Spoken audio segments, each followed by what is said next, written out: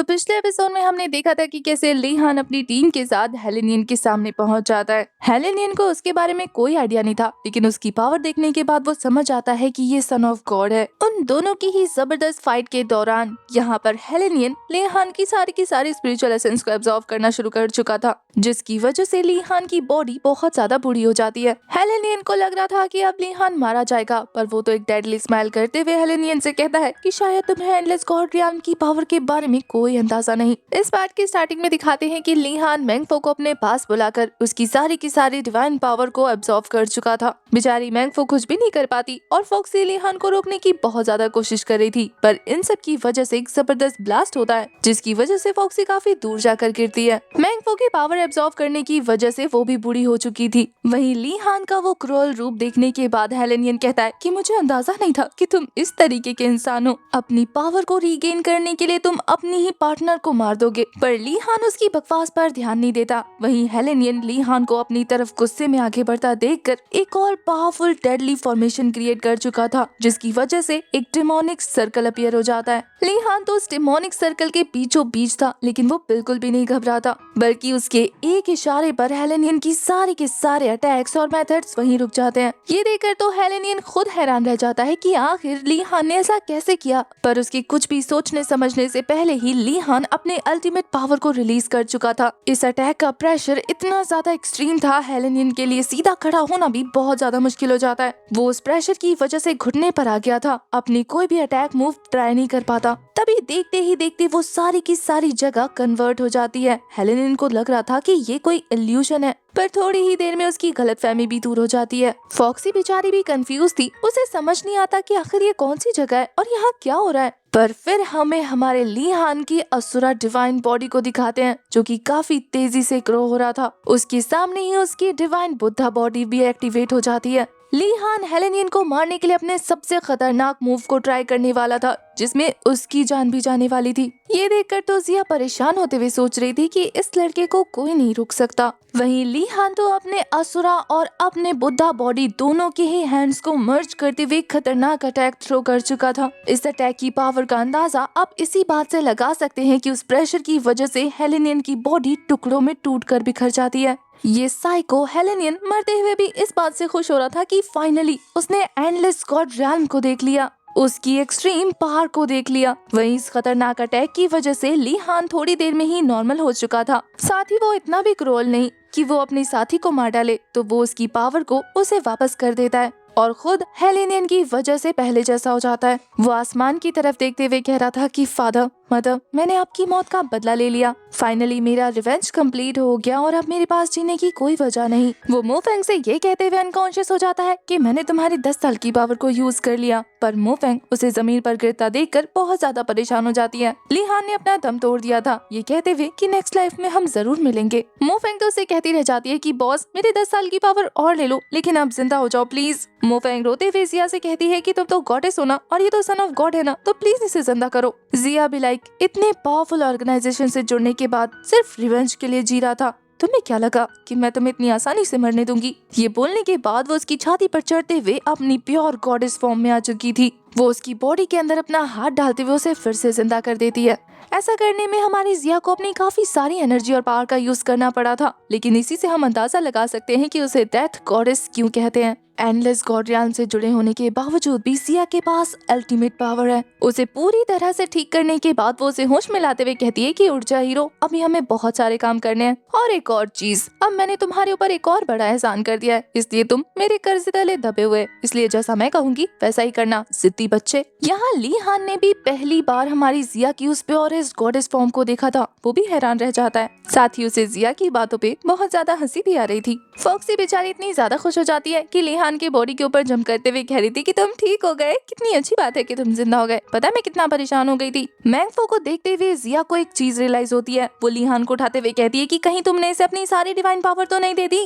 बेचारा मरते मरते क्या कर रहा था उसे खुद भी नहीं पता। वो कंफ्यूज होते हुए कहता है कि पता नहीं, हमने पूरी सीरीज में पहली बार उसे इतना कंफ्यूज होते हुए देखा है। जिया तो अपनी डिवाइन यान की पावर को यूज करते हुए अच्छे से मैंगफो को चेक करती है। बेचारी मैंगफो भी हैरान थी कि उसकी बॉडी का स्कैन क्यों किया जा रहा है। ये देखने के बाद कि लीहान ने उसे अपनी सारी पावर नहीं दी, वो कहती है कि हाँ, इतने स्टूपिड तो तुम कभी थे ही नहीं। लेकिन हाँ, अब तुम दोनों को ये बात सुनने के बाद बहुत बड़ा झटका लगने वाला है कि तुम दोनों की सोल मर्ज हो चुकी है। अब अगर तुम दोनों में से कोई एक भी मरा तो फिर दोनों ही मर जाओगे। ये सुनकर तो दोनों की हैरानी का ठिकाना नहीं रहता कि डिवाइन पावर शेयर करने की वजह से अब दोनों की सोल कंबाइंड हो गई है। बेचारी फॉक्सी तो ये सुनने के बाद कहती है कि इसका मतलब ये है कि अब तुम लोगों का मरना आसान हो जाएगा। लीहान तो मैंगफो से कहता है कि तुम फिक्र मत करो, 100 साल तुम्हारे कहीं नहीं जाने वाले। मैंगफो तो खुश हो जाती है कि डिवाइन रियल्म की पावर भी मिल गई और 100 साल की जिंदगी, ये तो अमेजिंग है। वो तो कहती है कि बॉस, इसकी हेल्प से तो मैं बहुत सारा पैसा भी बना सकती हूँ। मैंगफो तो लीहान के कंधे पे हाथ रखते हुए कह रही थी कि बॉस, अगर अब आपको कुछ बड़ा करना हो ना तो मुझे अपने साथ ले जाना, मैं भी आपकी जितनी पावरफुल हो गई हूँ। लीहान भी लाइक, मैंने तो अपना रिवेंज ले लिया, अब इतने बड़े बड़े काम थोड़ी ना करूंगा। उसकी बातें सुनने के बाद जिया कहती है कि फिर तो लगता है कि मैं तुम्हें निराश करने वाली हूँ। लीहान तो हैरान था जब जिया उससे कहती है कि तुम्हारा रिवेंज अभी तक पूरा नहीं हुआ। ये सुनकर तो उसके होश उड़ जाते हैं जब जिया कहती है कि तुमने जिसे मारा उसकी सोल जब डिस्ट्रॉय हो रही थी तो वो वहाँ से पूरी तरीके से वैनिश हो गई। इसका मतलब ये था कि वो सोल नहीं बल्कि एक इल्यूजन और क्लोन था। लीहान ये जानकर हैरान रह जाता है कि वो सिर्फ क्लोन होने की वजह से इतना ज्यादा पावरफुल था कि लीहान को मारने की ताकत रखता था। वो तो पहले से भी ज्यादा सीरियस हो जाता है ये जानकर कि हेलेनियन अब कहाँ है, उनमें से किसी को नहीं पता। यानी अभी हेलेनियन को मारने के लिए लीहान को और ज्यादा मेहनत करनी होगी। दूसरी तरफ हमें किसी पानी के गहराई में उस खतरनाक हेलेनियन को दिखाते हैं जो कि ट्रैप था। उसकी आंखों का कलर बहुत ज्यादा डिमोनिक लग रहा था। वो कहता है कि लीहान, तुम्हारी पावर की वजह से मुझे पता लग गया कि ट्रू डिवाइन रियल्म की पावर कैसी होती है और अब मैं इसे हासिल करने के लिए पहले से भी ज्यादा एक्साइटेड हूँ।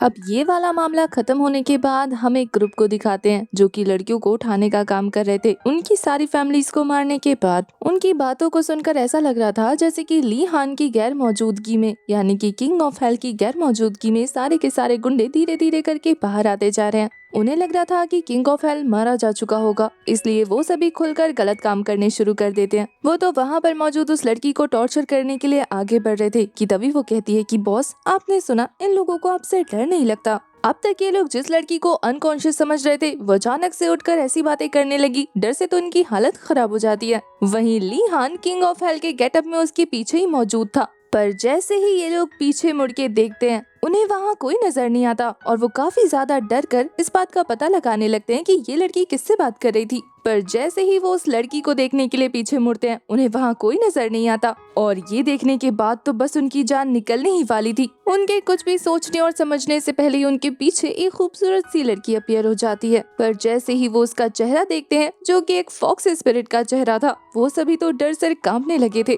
क्योंकि उनके हिसाब से तो ये कोई भूत नहीं है। उससे डर के भागते हुए तो दो लोगों को हमारे लीहान ने पकड़ लिया था, जो उनकी तरफ आगे बढ़ते हुए कहता है कि तुमने किंग ऑफ हेल को आज से पहले कभी नहीं देखा और तुम्हें लगा कि वो मारा गया होगा। उनकी तो सांस ही रुक जाती है। ये सब देखने के बाद उनकी गैंग का तीसरा मेंबर वहाँ से बच के भागने की कोशिश कर रहा था कि तभी जिया भूतनी जैसे उल्टी लटकते हुए उसके सामने आ जाती है। जिया तो सच में एक रियल भूतनी लग रही थी, जिसे देखकर ये बंदा बहुत ज्यादा डर जाता है, इतना ज्यादा कि डर से बेहोश ही हो गया था। वहीं जिया को अपने सामने देखने के बाद वो दोनों जैसे ही किंग ऑफ हेल को देखते हैं उनकी भी सांसें रुक जाती है क्योंकि लीहान सच में काफी ज्यादा डरावना दिख रहा था। इसके साथ ही एक और बंदा जो कि ये सोचता था कि लड़कियां उनके पाँव की जूती है और एक आदमी कितनी भी शादियां कर सकता है और कॉन्क्यूबाइन रख सकता है, लड़कियों को तो बस उसके ऑर्डर्स फॉलो करने चाहिए, वो उसका भी काम तमाम कर देता है। फॉक्सी उसके लिखे हुए लेटर्स को पढ़ते हुए कह रही थी कि इस जैसे आदमियों को तो चप्पल ही चप्पल मारने चाहिए। स्टार्टिंग में तो वो लीहान पर गुस्सा कर रही थी कि तुमने इसे इतनी जल्दी क्यों मारा, लेकिन जैसे ही वो उसके लिखे हुए लेटर खुद पढ़ती है तो वो लीहान को शाबाशी देने लगती है कि अच्छा काम किया।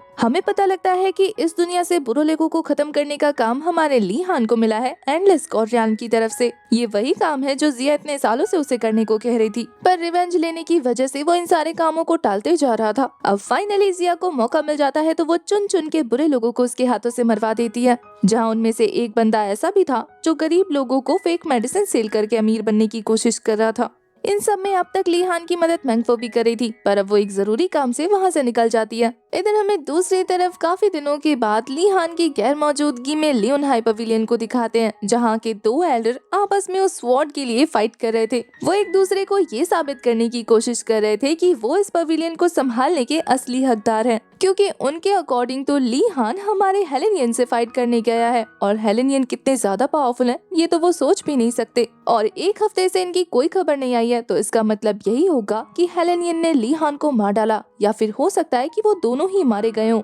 इस केस में तो हेलेनियन अगर नया मालिक बन गया तो वो आकर लियोन हाई पवेलियन का एक एल्डर चूज करेगा। इसलिए ये दोनों डिसाइड करते हैं कि कौन उस स्वॉर्ड को हासिल करने के बाद इस पवेलियन का एल्डर बनने का हकदार है। इनकी जबरदस्त फाइट को इंटरप्ट करते हुए वहाँ पर एक तीसरी एल्डर भी आ जाती है, जो उन दोनों एल्डर से कहती है कि मैं भी इस सेक्ट की एक एल्डर हूँ और यहाँ की पवेलियन मास्टर बनने का हक मुझे भी है। और वो भी अपनी स्वॉर्ड निकालने के बाद इनके साथ फाइट शुरू करने वाली थी। इन तीनों की फाइट स्टार्ट होने से पहले ही वहाँ पर एल्डर ये फेंग आ जाती है, जो कि उन तीनों को डांटते हुए कह रही थी कि अभी भी मैं यहाँ पर मौजूद हूँ, जिसे कि करंट पवेलियन मास्टर ने जाने से पहले इस सेट को संभालने की रिस्पॉन्सिबिलिटी दी थी। तो आखिर तुम मेरे रहते यहाँ पर फाइट कैसे कर सकते हो, और इसके अलावा तुम्हारी हिम्मत कैसे हुई ऐसा सोचने की कि पवेलियन मास्टर मारे जा चुके हैं। उस फेंगे स्वॉर्ड की रखवाली करने की जिम्मेदारी अब मेरे सर पे है, तो इसलिए तुम तीनों जाकर अपने अपने काम पे लगो। ये देखकर तो वो तीनों ही इस पर ही इल्जाम लगाने लगते हैं कि लगता है कि तुम यहाँ की एल्डर बनना चाहती हो। तुम्हें क्या लगा कि अगर तुम यहाँ पे पवेलियन मास्टर बन जाओगी तो हम तुम्हारे अंडर काम करेंगे, हम इस सेक्ट को छोड़कर चले जाएंगे। उसकी धमकी से मास्टर ये फेंग कहाँ डरने वाली थी। वो कहती है कि सोचो, अगर अभी करंट पवेलियन मास्टर आ जाए तो मैं उन्हें कहूंगी कि तुम्हें यहाँ से धक्के मार के बाहर निकाल दे, लेकिन अगर उनके आने से पहले तुमने यहाँ पर किसी भी चीज पर अपना हक जमाने की कोशिश की तो वो अपना धर्मा डिस्क बाहर निकालते हुए कहती है कि मैं तुम तीनों का काम खत्म कर दूंगी।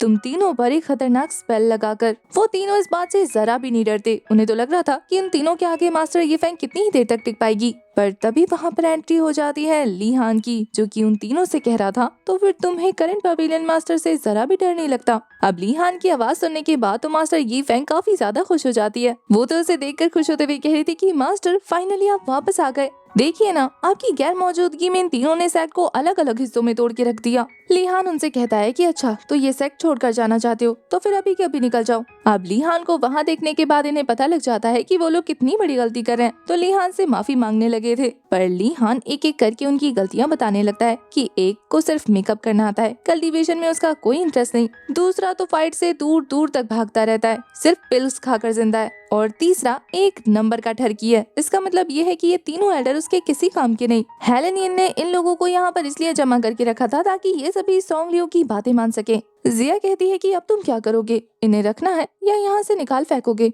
उन सभी को गिड़गिड़ाता देखकर ली हान कहता है कि रहने देते हैं, वैसे भी ये उसके रास्ते का कांटा बिल्कुल नहीं बन सकते। साथ ही वो अपनी पावर ट्रांसफर करते हुए मास्टर ये फेंग की एनर्जी थोड़ी सी इंक्रीज कर देता है, और साथ ही उसकी कल्टीवेशन भी। इस बात से तो वो बहुत ज्यादा खुश हो जाती है। ली हान उसकी वफादारी के लिए उसे सेट का सबसे फेमस एल्डर बना चुका था, जो कि आज के बाद से सभी एल्डर्स की चीफ होगी। वहीं फॉक्सी को वो करंट पवेलियन मास्टर बना देता है। फॉक्सी भी लाइक, तुम मुझे यहाँ पर छोड़कर जाना चाहते हो। ली हान का कहना था कि नहीं, वो उस पर बहुत ज्यादा भरोसा करता है और इस सेट को संभालने की जिम्मेदारी इसलिए वो फॉक्सी को दे रहा है, क्योंकि वो जानता है कि वो इसे अच्छे से संभाल लेगी। बस फिर क्या था, अपनी तारीफ पर तो फॉक्सी काफी ज्यादा खुश हो जाती है। वहीं ये जानकर कि ली हान उस पे कितना ट्रस्ट करता है, वो कसम खाती है कि इस पवेलियन को वो अच्छे से संभालेगी। बस फिर क्या था, ना चाहते हुए भी इन तीनों को फॉक्सी को अपना मास्टर मानना ही पड़ता है। इसके बाद हमें ज़ियांगज़ोंग स्क्वायर नाम की एक मिस्टीरियस सी जगह को दिखाते हैं, जहाँ पे काफी सारे लोग सरेंडर करे हुए थे एक लड़के के आगे, जो कि उनके मास्टर को मार देता है। वो मास्टर तो मरते हुए उसे थैंक यू बोल रहे थे, साथ ही मरने के बाद वो हंसने लगते हैं। अब तक इस लड़के को पता लग चुका था कि मैंगफो उस पर नजर रख रही है। वो कहता है कि अब सामने भी आ जाओ। मैंगफो उसके पास आते हुए कह रही थी कि तुम तो बिल्कुल पहले जैसे ही खतरनाक और इविलिक हो। अब मुझे ये बताओ कि तुम कौन सी टेक्निक यूज करते हो जिसकी वजह से मरने के बाद भी ये लोग मुस्कुराते रहते हैं। हमें पता लगता है कि यहाँ पर जितने भी लोग सरेंडर किए हुए हैं वो असल में मारे जा चुके हैं। मैंगफो उस लड़के से कहती है कि तुम्हें पता होगा ना, यहाँ पर काफी सारे इविलर्स भरे हुए हैं, मुझे उन सभी की जानकारी चाहिए। ये लड़का कहता है कि तुम तो अभी भी बॉस के साथ जुड़ी हुई हो ना, तो फिर तुम्हें मेरी इन्फॉर्मेशन क्यों चाहिए? तुम्हें पता है ना कि मुझे उनसे अलग हुए काफी साल हो गए, और इसके अलावा ऐसे कामों में मुझे कोई पार्टनर नहीं चाहिए, तो मैं ये खजाना तुम्हारे साथ क्यों शेयर करूं? पर मैंगफो के कुछ समझाने पर वो कहता है कि हाँ, तुम्हें बताने में कोई नुकसान भी तो नहीं है। और ये बोलने के बाद वो एक इविल स्माइल देने लगा था। वो कहता है कि मैं एक ऐसी जगह के बारे में जानता हूँ, उसके बारे में अगर मैं तुम्हारे साथ शेयर करूँ तो मुझे कोई नुकसान नहीं होगा। और फिर उसके ऐसा कहते ही ये वाला एपिसोड हो जाता है खत्म। अब हम नेक्स्ट एपिसोड में देखेंगे कि आखिर ये कौन सी जगह के बारे में बता रहा है जहाँ पे काफी सारे खतरनाक लोग भरे हुए हैं। अगर आप आने वाले एपिसोड के लिए एक्साइटेड हैं तो कमेंट करके जरूर बताना। इसके अलावा मैं 1 जनवरी से मार्शल यूनिवर्स का सीजन 5 अपलोड करने वाली हूँ और उसके आगे के सीजन्स मैंने कवर करने शुरू कर दिए हैं, जिसका सीजन 1 आपको मेरे चैनल पर देखने को मिल जाएगा। तो अगर आप चाहें तो एक्सप्लेनेशन सुनकर बता सकते हैं कि आपको मेरी एक्सप्लेनेशन कैसी लगी।